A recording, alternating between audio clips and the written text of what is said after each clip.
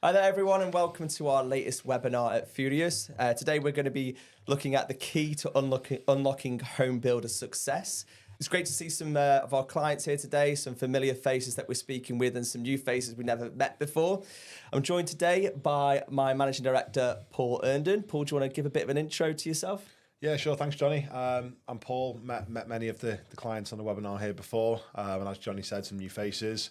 Been with the business now for 10 years and for a large majority of that 10 years worked very much with sort of home builders, social housing associations, rental providers, and quite a lot of experience in the sector. Yeah, for those that don't know, we're Furious. We've been in the digital transformation space for about 24, 25 years 26 years now. We are a HubSpot partner, elite partner, and an Umbraco Gold partner as well. And yeah, like Paul said, the majority of our experience, well, probably our roots and a lot of the experience we have actually is within the property sector. So it's quite timely that we're doing our webinar today. Today, we're going to be specifically looking at sort of home builders and how they can utilize what their challenges are and how they can utilize HubSpot to basically tackle those pain points. Yeah. Which Paul's going to go through and do a bit of a live demo. Yeah. The first half of the webinar is sort of, well planned, well scripted presentation, and then it goes a bit rogue with a live demo. So we'll see how we get on with that. But the things we love to see. Throughout today's webinar, or I think maybe at the end, we're going to do a Q&A. So feel free to pop any questions you have in the chat panel as we go through, and we'll pick them up at the end. But yeah, I'm probably going to hand over to you now. Take it away. Oh yeah, I didn't intro myself. Yeah. I'm Jonny. I'm a digital consultant here at Furious. Nice, short and sweet, but I'll hand over to you, Paul, fair enough. to Thank take you. it away. Cheers. So, right. Hi, everyone. So I guess today, a number of things we want to uncover, sort of go through today and sort of uncover and relay back to you guys in terms of sort of pain points that are quite prominent in the space and what we see from speaking to our customers and how we overcome those pain points. So introductions, Jonny's already sort of stolen that slide from me and done a great set of introductions there. So sorry, pal. won't double down on that. But really, as I say, a few things we want to sort of discuss. So want to give you a little bit of information about Furious. The goal here isn't to, spend ages talking about ourselves and tell you what we do and try and sell to you, but contextually it probably frames the conversation. Want to go into a bit of detail about our understanding of the sector, experience in the sector, but I guess what qualifies us to sort of tell you these things and why we think we're sort of capable of doing so. The challenges we see in the sector, so 5 or 6 key pillars really, and sort of ultimately how we solve those challenges. So a little bit about us. As Jonny mentioned, we're a HubSpot elite partner.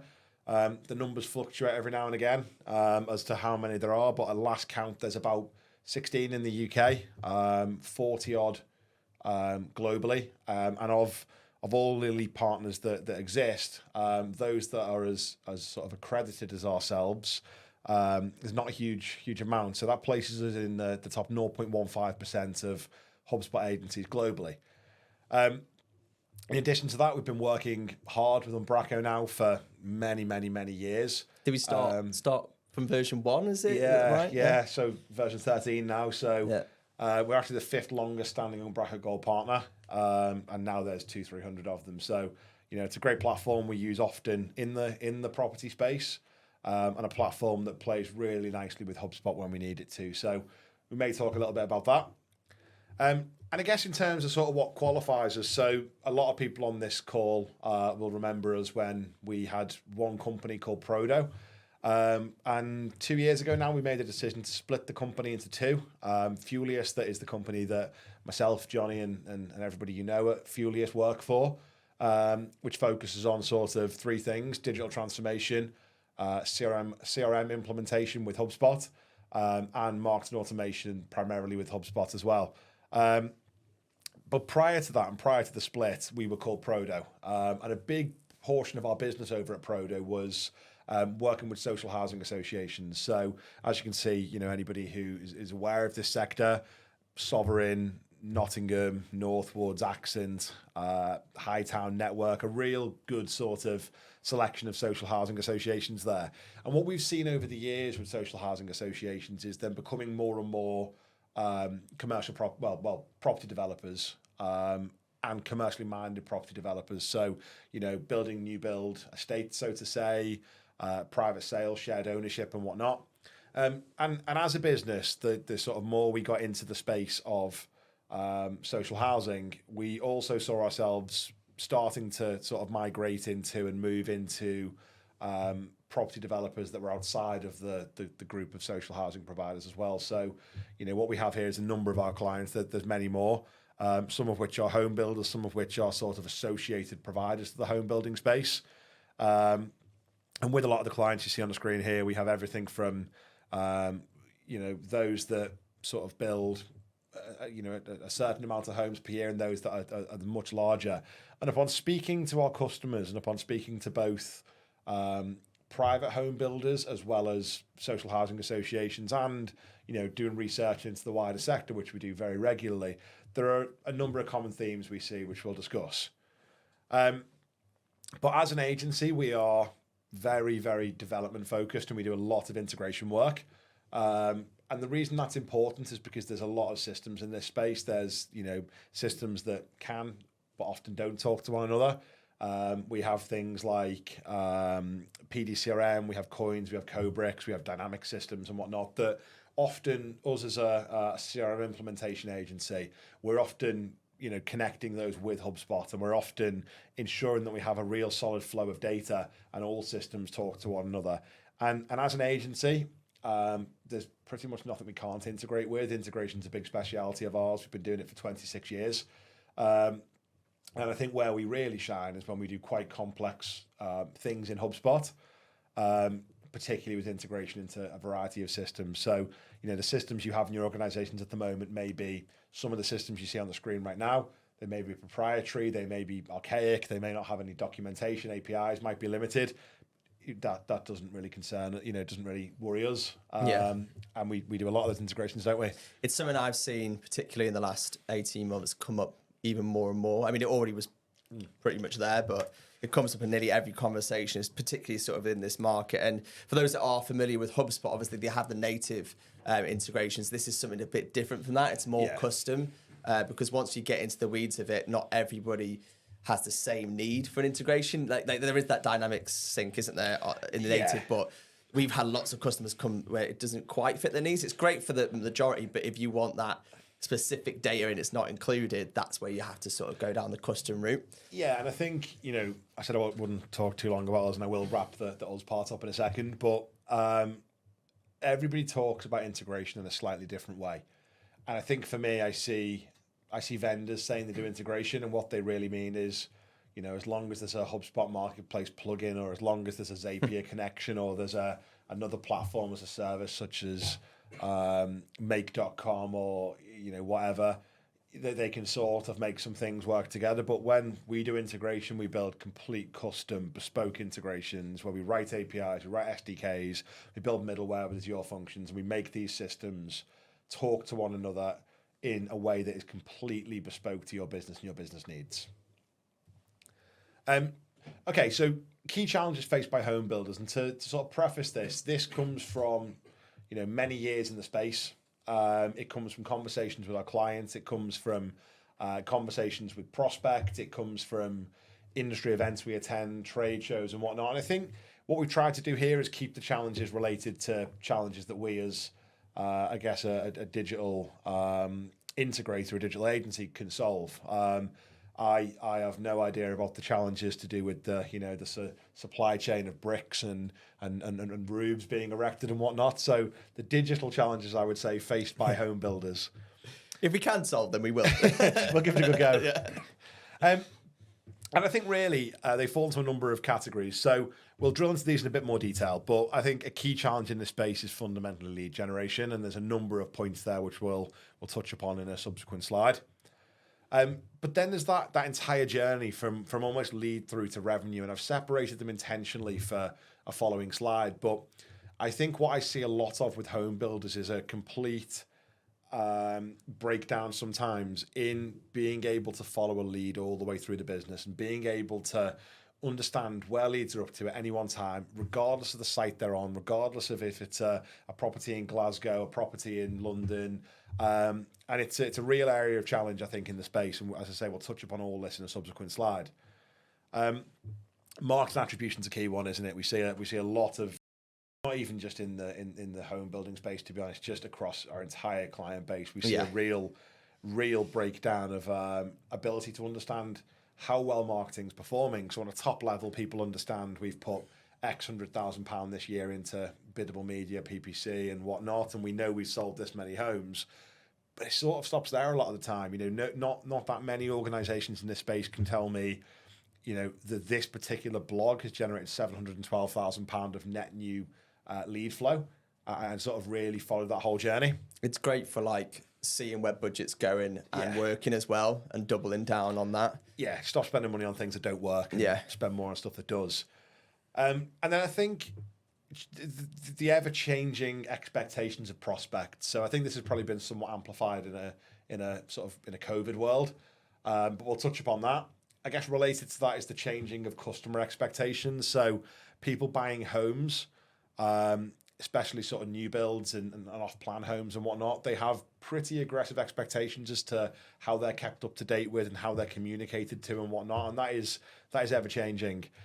And then to the point we mentioned earlier with integration, because of a lack of sort of connectivity and multiple disparate systems, we see an awful lot of manual work and an awful lot of manual tasks that requires people to do, quite mundane data entry tasks, often incorrectly or often not at all, or often in a sort of disassociated way to how another site's doing it or another manager of a particular sort of set of plots.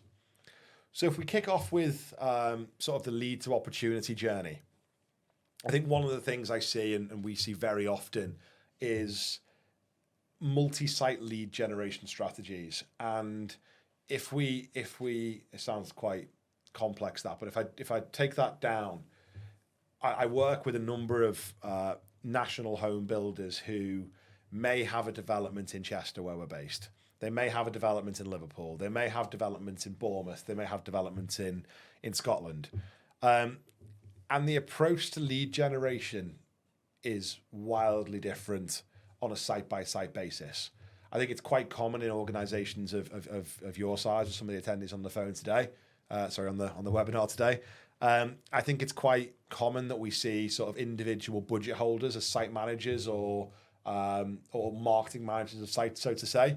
And we see different strategies, we see different techniques. We don't see that shared learning. We don't see the collaboration of, Glasgow's marketing manager explaining to Bournemouth's marketing manager how they sold more properties and how they sold more off-plan and how they, sold more of a higher property value and whatnot. And they may have really good approaches and really good strategies, but it differs and it's very inconsistent between sites. I guess you could learn, but also there might be an element of it couldn't, just on geographic, it could not work there, but it works there. Yeah, absolutely. I don't know, but the demand might be high here, or you might have to put more into your lead generation, so that multi-site. But I think as you say, you've hit the nail on the head in terms of your questioning was quite, it might, and that's what we see in the space permanently. We don't see anybody saying the data tells us this.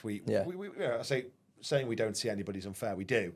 But more often than not, we hear people saying exactly as Jonny just said, this might work, we think this works, and there's a real lack of consistency in data that proves that. To that is a crucial one. Because of the sort of multi-site approach to marketing, there's typically no source of truth when it comes to lead gen data. And by that I mean, anybody on a call who's purchased a property and been to look at a new build and maybe purchased off plan and been to a show home at a different site because the area they're looking at isn't yet built. They'll have seen the differing approaches from site marketing managers when it comes to show home visits, show arounds, inquiries, contact forms and whatnot. And where that data is held, again, differs site by site. We have some marketing managers of sites that hold it in a little black book on their desk. We have some that hold it in a spreadsheet. We have some that use CRM correctly. And that is not necessarily company by company. It's inside the same company. site by site.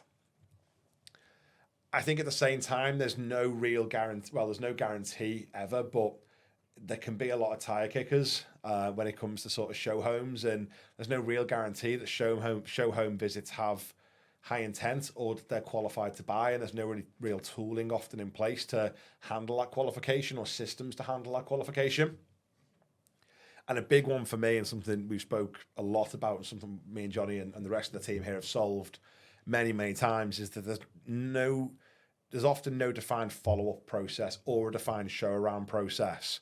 And sort of tertiary to that, no approach to nurturing show home visitors that is consistent between sites again. So, we'll talk about playbooks as we move on. Yeah, but have a more uniformed approach to this. Yeah, and there's often a lack of that, isn't there? There's often a sort of, I've been on sort of show home visits and what myself in the past, and sometimes I've been told, yeah, it's the second house on the left, and away you go, and I'm on my own, and then I disappear. I had the same experience actually. Yeah, nobody's asking you any info. Nobody's asking you when you're thinking of moving in, budget, if you've got any kids, pets. Nobody's asking the questions to especially when they have the sort of open homes, and there can be you can be in the show home and with multiple people. It could be like 8 different couples going around. Like, there's no way to real track that as well. Just making sure they're gathering that information, I guess, right from the start. But I'm sure we'll go into that. Yeah, making it consistent throughout. And then there's no real visibility as the conversion funnel. So we, as I say, we have over the years worked with sort of between 160 and 170 customers in this space. And the amount of them that are able to really articulate sort of cost per lead at a PPC level, how many of those leads convert into a show home visit? How many of those show home visits convert to a second meeting? How many of those second meetings convert to a £1,000 holding deposit paid? How many of them turn into a mortgage application that is accepted? How many of them turn into a completion? And it doesn't, it's quite low, the number of sort of organizations that are really able to define that funnel. And it's really something that, without that data, it becomes very, very difficult to ascertain what marketing decisions to make and sort of where to spend your budget. And if we lean on that and move into marketing attribution, 2-point tier, often there are a whole lot of campaigns, some national, some geographical, hundreds of thousands of pounds being spent on sort of PR, on PPC, on video, on content creation. But again, no real solid understanding of what works and what doesn't. So with appropriate marketing attribution techniques and appropriate systems in place, your businesses really should be able to have a solid understanding as to the pounds and pence that each piece of content generates, and remove the guesswork from that. And if you see a particular campaign, particular blog, a particular video is generating 3 times more closed-won revenue than others, you should be learning from that data, doubling down and doing more of what works and less of what doesn't. And then, I guess this extends from that and sort of repeats the first point, really. It's, no real ability to understand the pounds and pence, as I mentioned. So key issues we see in this space. And then there's the ever-changing prospect expectations. So I think over the years, and I think COVID massively amplified this because, pre-COVID, we were people that liked face-to-face interaction. We were people that, spent time in front of one another very often. And then we were thrust into this near 2-year time period where we were told to stay away from each other, wear masks, and, places were shut down, and businesses very, very quickly became quite digital, and businesses of all sizes. So large multinationals, brought in huge 100,000 million pound tech systems, but even really small companies. Me and Jonny live very close to one another. So when I say my local butcher, I mean his as well. Our local butcher, they had a system where you took a ticket and you stood in a queue, and it was sort of spray painted on the floor 1 mile apart. And businesses very quickly adapted to, maybe we don't need to do things as face to face. Quickly as well. Yeah, they had to, didn't they? Yeah, definitely. And I think as a result of that, we've become accustomed to demanding quick, fast access to things in a way that might not necessarily be face-to-face. So, to that point, people are happier to interact with less face-to-face interaction. And I think speaking to home builders in the space, we've seen an increase in people buying properties off plan without actually even visiting a show home or without seeing people face to face. We've seen, an increase in purchases that are done completely remotely. And what sort of channels have you seen them do that transaction through? I think there's been a rise in WhatsApp, to be honest. Yeah. I don't mean, people are buying a 700 grand house completely on WhatsApp, but people, I do it myself now. I speak to some of our own vendors and some of our own suppliers on WhatsApp because it's quick and because it's easy. And I don't mean the company that come and bring the tea and coffee. I mean companies that we spend tens of thousands of pounds with, and IT suppliers and our legal firms and things like that. Sometimes it can be more personal. Because you're using WhatsApp to chat with your friends, and if you could do business or transaction just spreads, one single source of conversation, isn't it? Yeah, But a little bit. The thing is true in your space. We're seeing far more sort of remote transaction, remote interaction, and people demanding access to information quicker and faster. So, no longer wanting to go to a gated landing page to download a site plan, no longer wanting to come in to have a look at a show home if they could look at a virtual tour with something like Matterport or whatnot. People just want quick access 24/7, 365.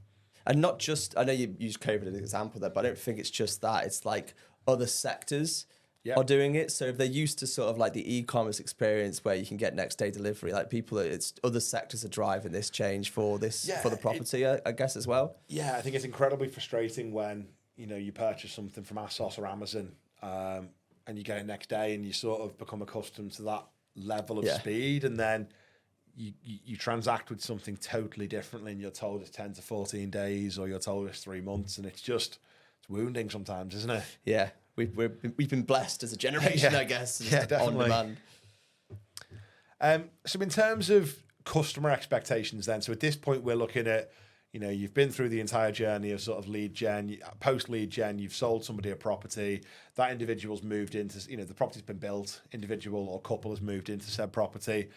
And here we want to look at sort of how customer expectations have changed. So customers probably more than ever expect regular updates once they've started their buying journey. So, there's I'm 34 years of age, and a lot of my friends over the years have sort of bought their first homes, and a lot of people have bought them in new build developments. And I've lost track of the amount of people I've seen the Instagram photo standing outside the first few bricks have been laid. Yeah. Or the Instagram photo when it's, we're nearly there now, and it's, the full exterior is built, or the keys outside the front door once it's been complete. And, it's a big purchase for people. It's a massive milestone in people's lives, and people are anxious. People are excited. But these customers, they expect regular updates along the way, and that can often result in the phone ringing. That can often result in many, many emails. It can result in people turning up and asking questions. And there's things we can do digitally to just constantly provide these updates in an automatic manner. Once people are in the middle of that buying journey, a lot more wish to self-serve is sort of occurring. So we're seeing more and more home buyers, want to decide if they want spotlights or carpets or what tiles they want. They want to do that themselves. They want to do it at home.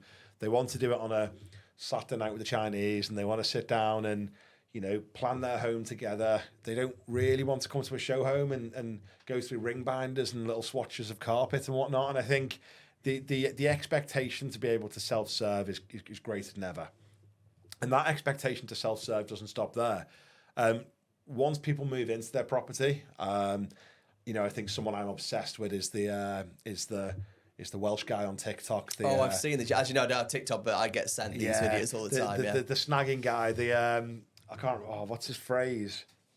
Absolutely, I'm not going to do the accent, but absolutely ridiculous is his phrase, and in a very shocking. That's it. Sorry, you Danny. As you're Welsh. Yeah, Danny's Welsh. Actually, he's behind the. I feel like we should bring him in now.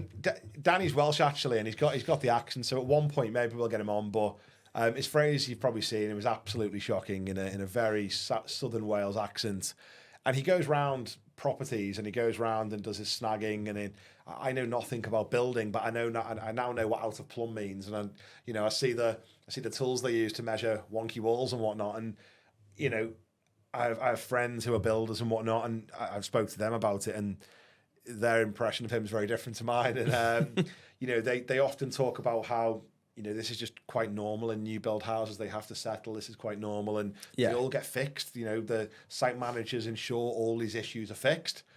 But a lot of the time, what we see is people have moved into properties.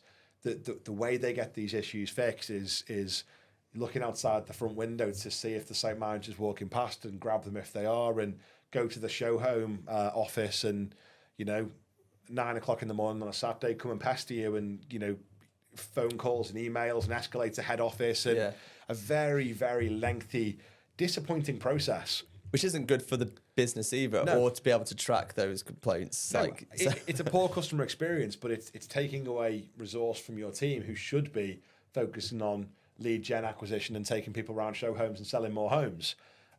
So realistically, we see customers that expect to be able to self-serve. There's ticketing systems available, there's tools they can use, there's CRMs we're going to talk about, but there's CRMs that can be used to allow customers to be able to log issues, to log snags, to see status update on these snags, to be able to interact in real time with site managers and contractors through a system, and sort of really enhance that customer experience. But then it doesn't just stop there. They expect real time updates. They don't expect to log into an app or log into a portal and say that the one that the Scottish guy sees very often is fake weep vents. I didn't know what a weep vent was until I found the snagger on TikTok. But let's say somebody goes around and finds they've got fake weep vents. It's all well and good logging into a portal or an app and saying you've got, I don't think I can say that phrase again, fake weep vents. But so what? What's next? A weep. Yeah, vent. I mean, these all know what they are, but you may not. Weep vent, no. I believe they're things that sort of, I'll show you after this, but okay. As the bricks get wet and rain comes through because it's porous, it allows the rain to come back out of the bricks and stop damp. Okay. So now I know. Now Jonny knows. I'll have to do a webinar on weep vents soon. So it's all well and good filling in a ticket and saying fix my weep vents, but people expect regular updates. And again, if you're not providing those real time updates, then all that happens is we see an increase in phone calls, an increase in customer complaints, an increase in escalation to head office. And there's systems we can use to sort of circumvent this. And then on that with systems, we see some insane journeys when it comes to the amount of different systems that are used in home builders. Yeah. And if we look at the journey from acquiring land through to planning, through to planning permission, through to planning the actual build, liaising with contractors, with architects, being able to market off plan, being able to handle show home visits, being able to run the lead process, the revenue process, moving people into properties, the conveyancing. It's such I've missed loads out, but it's such a lengthy journey with systems at every step of the way. And I was going to say you wouldn't believe, but you guys in the call probably face these situations where those systems don't talk to one another. And we see that time and time again, and it causes issues. We see it causing issues whereby there's an awful lot of manual data input and manual work needed. There's probably excess headcount in businesses because of the amount of people that are needed to sort of stay on top of it all. Yeah, stay on top of it and run the administration of these systems. And not just that, there's massive room for error. We often see data loss. We often see CSV imports that people need to do on Excel, and something doesn't work, so they remove a row, and then something's not gone into a system somewhere, and something's gone wrong, and a plot's not on the website anymore. And ultimately, integration of these systems are what removes all of that sort of issue. And what we see is different systems telling different stories, and that's causing both internal and external issues. So I'm working with a home builder at the moment who, two ironically, who keep a database of all of their properties internally. One of those databases is a spreadsheet, and another one's a bit more of a CRM. But neither of those databases integrate with the website. So when the marketing manager of the Glasgow site sells plot 407 and takes a reservation fee and updates her spreadsheet, the website doesn't know. And because the website doesn't know, the website's still accepting inquiries for it. And, it sounds like such a small issue, but you can see how those issues can extend. To leave a sour taste in the person's like, because I really want, and then now I'm not going to go for another plot with you because it was a nice corner plot. So it's managing that relationship by just taking out that manual effort, because it's going to take that person to email the marketing person, the head office, to take it down from the website, where just a click of a button, solved. Yeah, absolutely. So I think at this point, what we'll do is we're gonna jump onto HubSpot, and we're gonna talk about some of the tools we use, and it's a bit of a broad demo at this point. And I guess ultimately what we'd love to do for any of you here is that if at any point after this you'd like something a bit more tailored to you and a bit more of a demo, sort of around your business needs and your business requirements, we'll absolutely assist you with that. I'm just going to sort of change screens and whatnot. Whilst I'm doing that, I don't know if it's worth a quick check if there are any Q&A at the moment around any of the or any comments around anything we've seen so far. We've got one from Simon. Okay. Is there a limit to what systems you can integrate with HubSpot? I guess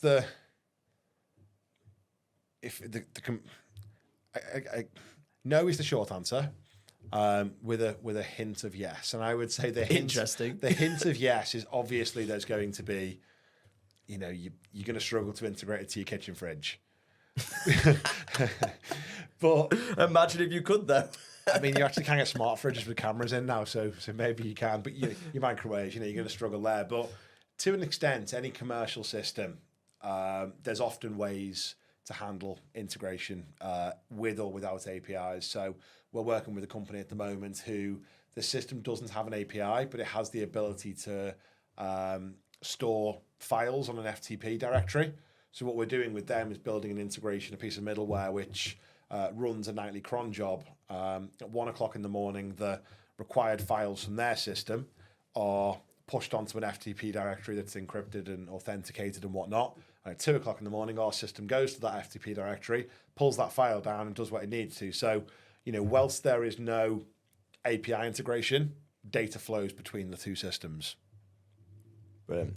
Cool. Let's jump into HubSpot, and I'm sure we'll have more questions at the end. So this is where it goes a bit rogue, and this is where I'm sort of just going to take through a very, very broad demo of HubSpot, somewhat tailored to home builders and somewhat tailored to the challenges we've seen here today. Do ask questions at any time. Jonny, feel free to sort of add anything I miss, and we'll do some Q&As at the end. So fundamentally, this is a demo account, as you see up here, so any data you see in here is completely fictional. Fundamentally, what we're looking at here is a number of systems that reside inside the HubSpot ecosystem. So today, HubSpot consists of 5 things. It consists of Sales Hub, a CRM, Marketing Hub, a marketing automation platform, Service Hub, sort of customer service ticketing platform, Operations Hub, a system which is designed around data migration, data cleanliness, data quality, data hygiene, and sort of integration. I think I said integration twice then. And CMS Hub, where you can build your website up on HubSpot and really benefit from having a data-driven website that sort of repositions, changes, and shows different content to people based on what we know about them inside the database. So you can then see how collecting data in one single system has the ability to power all of these different hubs and power different activity. So fundamentally, HubSpot exists. HubSpot consists of a number of different objects out of the box. So we have contacts, we have deals, we have companies in B2B environments, we have custom objects that you could build, such as developments. So you really can get quite bespoke in terms of what you're building inside HubSpot. So HubSpot out the box doesn't feel very Homebuilder, but us as an agency, that's what we're here to do. We're here to take HubSpot and make it, orientate it around your system process, your business processes, your business language, and sort of what resides inside your business. So what I have here is a contact database, and going back to the challenge we talk about, which is no real single source of data when it comes to who are the people interacting with our brand, who are the people, regardless of the site they're looking at, regardless of the show home looking at, the people are trying to view. What are the names? Let's get rid of that black book that is in one person's drawer and a spreadsheet in someone else's drawer, and have a single source of truth for all things contact. We can go to town on what exists in terms of the information we hold about a particular contact. It can talk about the contact. You could associate families, kids. You could make an assumption as to if they have pets, they want bigger gardens, whatever it may be. But you can really start to build out a contact database that exists around your business. Now, this is a demo account, so what I'm showing you here is a bit empty at the moment, but this contact database also contains all of the interactions we're having with that individual. So through integration with telephony systems or with HubSpot calling that exists here, and for context, with this being a demo account, it's sort of deactivated in the demo account. Your sales managers can make phone calls and receive phone calls inside HubSpot, have that phone call recorded, transcribed, and listed in the contact record. We can then make marketing decisions and sales decisions in a manual and automated way based off those phone calls. So if we have a deal in our pipeline that says it's going to close in 3 months, but there's been no phone call in X days, put a task in the diary of a sales manager to check in, and we can build automated sort of task lists and other such things off the back of that. From here, you can see a history of any notes to do with an individual. So upon speaking to Ben Smith, if he mentions that his preference is to move in before Christmas, we can list that here. The reality is we probably build properties around that and make it much easier to use. But what you can do here is endless. Emails get carried out inside HubSpot, so with complete integration to Office 365, Google Mail. All customer emails can be logged in here, stored in here. So again, we start to have not only single source of truth for a contact, but a single source of truth for communication happening to said contact. And then finally, meetings. Now, the HubSpot meeting links tool allows people to interact with diaries in real time. We've worked with housing associations and home builders where we've created meeting links around show home availability, so people in real time can book a slot at 2 p.m. to view the Richmond a particular development. And you can put the calendar on a website as well. Yeah. So if you just example, you're on a website. I'm just spitting here, but you're on a website. You go on a particular plot. You then look, the time's available and book a slot right from there. You don't have to speak to anybody. It's all booked. Done. Yeah. So then you look at that funnel, and you look at the funnel of somebody fills in an inquiry form. The sales manager has to make a phone call. It takes 6 or 7 attempts to get through to them. They're ignoring the number because they think it might be spam. They haven't realised it might be your organisation trying to book the show home visit. Then at that point, there's, I'm not sure if might be in work, not sure what we're doing with childcare. Next Wednesday might not work. We can just automate that process, and we can allow people to self-serve. They can reschedule, they can cancel, they can rearrange. We can embed that into the website. It's very standard functionality. And to that point, there's different types of meeting links you can create. So you can create one-to-one meeting links, which are if you want a potential buyer to see one particular individual, that's their diary. The problem with that is if they go on holiday, there's no show home visits. You can then create team sort of links so that a group of people are present. It's not really that applicable to your industry, but one that does work quite well is more of a round robin link. So what that does, it pulls a number of people who may work for the same home builder, and they may be based at the same site, and you may have 3 people who handle show home visits and are salespeople. So what it will do is, instead of saying, does Jonny have availability next Wednesday at 10? It will say, as a group, is there availability next Wednesday at 10? And as such, we have a higher likelihood of being able to book show home visits. HubSpot consists of sort of 3 pillars. On the left-hand side, you have all things related to the contact. The middle I've described in detail, which is sort of the activities tab. The right-hand side is any associations. So if we now talk about sales pipelines, again, in this demo account, I'm just going to move to my sort of property sales pipeline. What we've built really quickly here, and as I say, we have a much more contextual one. We're happy to sort of demo more on a sort of one-to-one basis with you guys, is just an understanding of what this could look like. And again, these are the sort of wrong stages, and there's definitely more. But what we're able to do here is, let's say I'm the site manager or the sales manager of a Chester development, and I have Jonny come in with his wife, and I was going to say a name then, but it feels a bit inappropriate to call. Feels a bit inappropriate to tell everyone. You know, you I can't not say it now. You and Hare come in together, and you say you're looking, you know, at a potential property. We do a show home visit. I use an iPad with HubSpot on it, and I ask you all the right questions and use a playbook to make sure I ask you the right questions at the right time and store all this data about you both. And it looks likely. It looks like something may happen, and you're going to give me a call next week to tell me if you're happy to put £1,000 holding deposit down. I'm going to come into HubSpot and create a deal, and I'm going to come over here. I'm going to say it's, you know, plot 104, and again, because this is a demo portal, we'd remove the need to have to do that. You choose the plot from a drop down or whatever it may be. But I'm going to choose plot 104. Obviously, there would be, you know, other stages here. This is probably not the ideal first stage, and again, it's completely customizable. But I'd say we're at the deal stage of a reservation meeting. I would choose the close date. I'm just going to ignore this part; it shouldn't really be there. I would choose the close date. I would say there is, you know, it's an amount of £250,000. I'm the deal owner. I'm going to pick a contact of Jonny Clarke. Now that actually doesn't make too much sense because he is Jonny Clarke, but this is the deal owner. I'm not going to associate it with the company. I'm going to pick a plot if that's available. I'm going to create the deal. And then what we have is the deal for plot 104. So if I go back to my deal pipeline, I now, you know, as an individual sales rep, I have the ability to progress this through the system, and I have the ability to move this card as we go. And every time I interact with Jonny, every time he moves through the sales process, once we take that holding deposit, once we see mortgage in principle, once we receive, you know, proof of mortgage or affordability, whatever it may be, we can move Jonny through that process. What we can do, and this is where real sort of automation comes into this, what we're able to do is we are able to create automation off these stages. So we're able to say, you know what, let's create a workflow that once a deal reaches this stage, these things happen.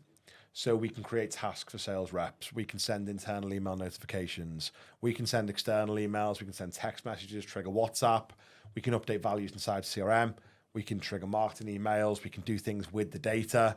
And there's a whole host of external systems we can do things with, whether they're external systems which are HubSpot native tools, or they're your external systems which you've integrated with. So as an example, you know, it might be that once we take a holding deposit, we trigger a workflow to finance. We trigger an email to finance. It might be that once we complete the quality inspection post-deal, we trigger an email to the service manager. So there's a whole host of things you can do here that really automate business process. Now, they are deal pipelines. Yeah, we've got a question actually on pipelines from Rachel. Yeah. Can we use multiple sales pipelines? We have a shared ownership too and want to treat it differently. Yes. I mean, because this is a demo portal, there's a number of pipelines we have up and running. There's probably 20 there. But when we work with organizations, we often build multiple pipelines. So if we focus on your sector, we may have a shared ownership pipeline. We may have a pipeline for development, but realistically, we tend to build a pipeline for each individual development you're building. So if you have King's Moat in Chester, which has 1,400 properties, that would have its own pipeline. So yeah, the short answer is yes. The longer answer is I keep going. Thanks for the question, Rachel. So they're deals pipelines. The next thing I would probably talk about is ticketing here. So going back to the point earlier around how we can use self-service, we're able with HubSpot to build a ticketing portal for your customers. That ticketing portal allows people to come in and, you know, we can build the questions and the field set around your requirements, but it allows your customers to log issues. It allows them to log snags. It allows them to do various things. And up on tickets being logged, again, we can create automation. So if stage 2 is triage, and upon triage we decide it requires a plumber, let's say, when somebody clicks plumber, automation pings to one of your contractors, or automation pings to one of your internal systems that handles workforce management. So there is so much we can do with HubSpot. There's so much we can do with the tool sets that are here. I think if I was to go through every module, we'd probably be here for another 2-3 hours. I think at this point, again, what I would reiterate is it probably makes more sense for anybody here on the call today to sort of reach out, or we'll reach out afterwards to sort of see what interest there is to offer a much more of a tailored demo and take people through that and take people through the different tool sets and how it could work for you. So at this point, I think it's probably worth moving to our final slide, which is sort of any more questions that may have come in. I know we had some. Yeah, we had a couple as we got it. Yeah, any questions? There is a question panel. Feel free to pop them in there, and we can answer them now. Just checking, there's been some before. Yes, we have. I think we have one more here from Bart. He says, how customizable is the system, and can they make it bespoke to them? Yeah.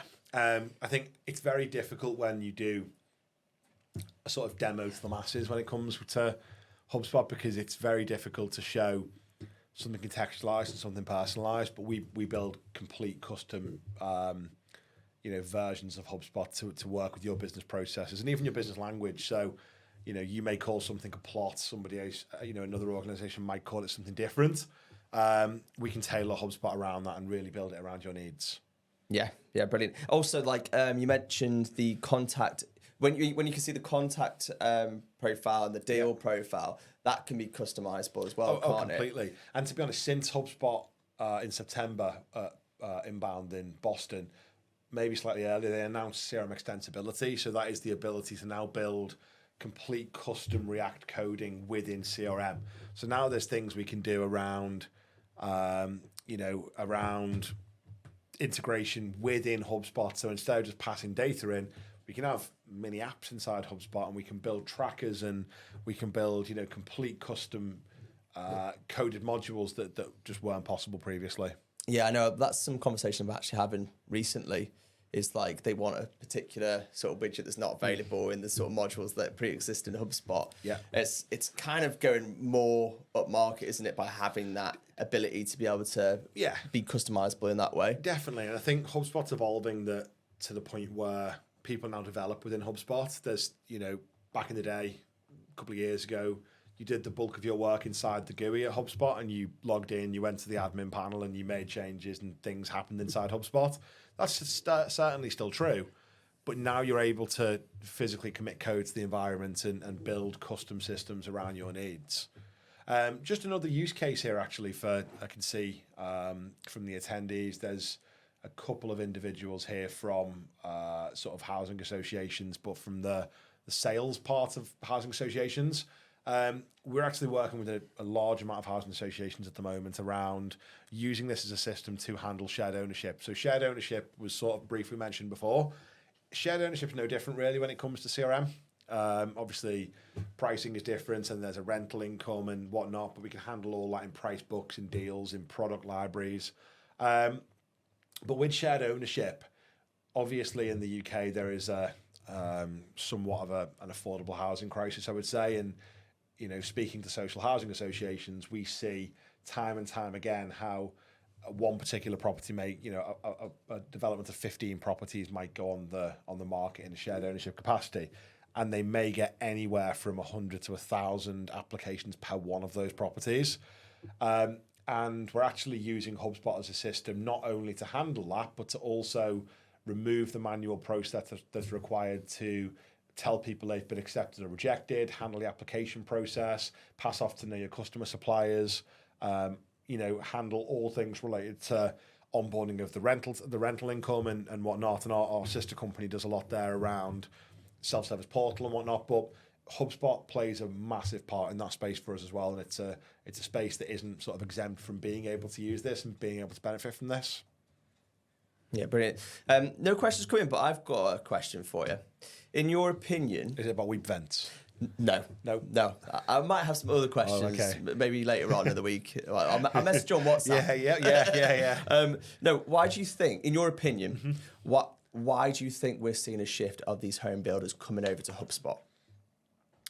HubSpot's gaining tremendous traction. I think, we've been a HubSpot partner now since 2015, coming up to 10 years. And, I think, I can't remember what their revenue was when we came on board, but it was in the maybe high tens, low hundreds of millions, and they've since surpassed 2.2 billion ARR, and they've done that through product-led growth. They've done that from building a tremendous platform that is stealing market share daily from the other CRM providers like Salesforce and Dynamics and some of the more SME focused ones such as Pipedrive and whatnot and Sugar CRM. And everybody wants it as part, well, not, a lot, people want it as part of their stack. It's a major contender, isn't it? Yeah, it really is. And I think because of the extensibility and because of the customization that comes with it, gone are the days of having to go to a proprietary provider of housing or property systems. You can now flex these systems very easily to do what you need them to do. So, I think gone are the days of everything, all roads leading to sort of Microsoft as well when it comes to, when it comes to certain things, or all roads leading to Salesforce or sort of proprietary builds, or even in some cases, very, very expensive license builds. So I think we're going to keep seeing growth in it, and we're certainly going to keep building solutions in it. I also think it's easy to use for the end user, the employee, especially things when it comes to like playbooks. Yeah, definitely. I think, and to that, this sounds like such a small thing, but it looks nice. Yeah. Like anyone here that's ever used Dynamics for sure, or Salesforce prior to when they released Lightning Edition in 2018 or 2019. Oh, it looked terrible. It was like, opening a .exe file from 1998. They just felt like a horrible place to hang out. And it's slick, it's polished, it's glossy. There's cool. There's an app, you can do everything on your phone. Which is good for field stuff as well. Exactly, yeah.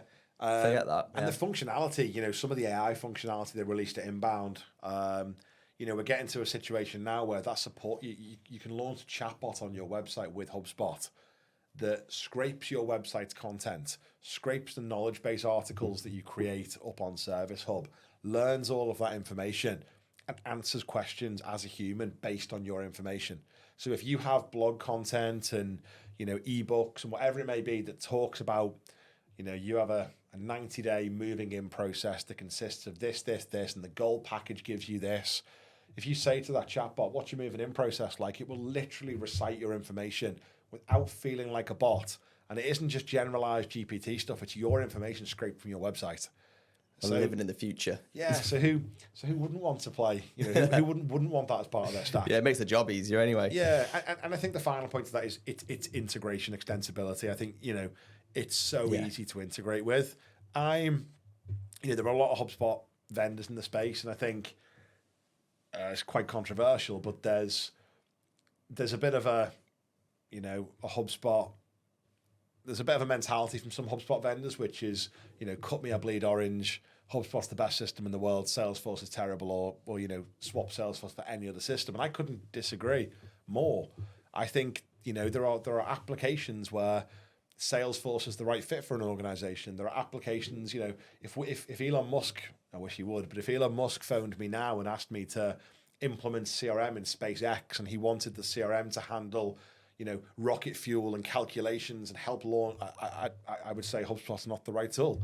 There are vendors that would say, no, HubSpot can do anything. It's being honest, isn't it? Yeah, and this is a sector that we have done so many good things with HubSpot, and it's a sector we'll continue to do so in. Is that Elon Musk? I think it is, to be honest. Yeah, I think that brings us nicely to a close, unless there's anything else, Paul?